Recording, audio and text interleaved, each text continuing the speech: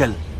Au moment où tu es en boîte de nuit tard dans la nuit, ou pendant que tu es là en train de récompenser les efforts d'un de tes nombreux pointeurs, on sait tous comment.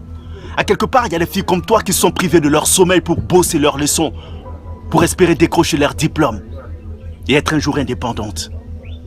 Tandis que tu joues les stars dans les matinées, les anniversaires, sur WhatsApp avec tes faux cils, faux ongles et mèches de cadavres sur la tête, il y a des filles comme toi qui ont compris que Gao vit à l'aise.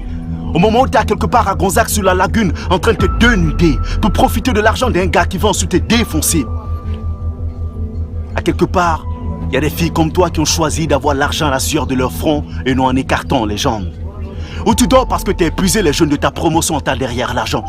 Tu dors où ça travaille, tu es debout quand ça dort. Avec toi, c'est toujours l'inverse. La nuit, c'est ta journée, la journée, c'est ta nuit. Quand tu les vois, n'ont qu'une chose en tête. Comment faire pour vivre une vie de luxe ou avoir le dernier iPhone pour le faire croire alors qu'elles ne travaillent pas? Je me demande, est-ce qu'elles sont normales pour de vrai? Est-ce qu'une personne qui a toutes ses facultés aurait le courage d'être super inconscient jusqu'à ce point?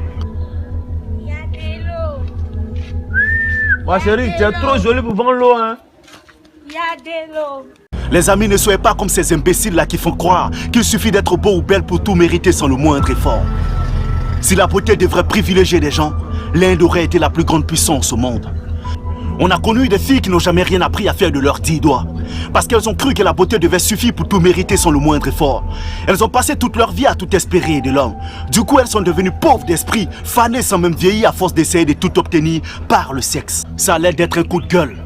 Mais si on a toujours été Dieu en fait cette jeune féminine, c'est parce qu'on les porte dans nos cœurs, au point de ressentir tout ce mal qu'elles se font, et parce qu'on sera aussi père qui sert d'une fille.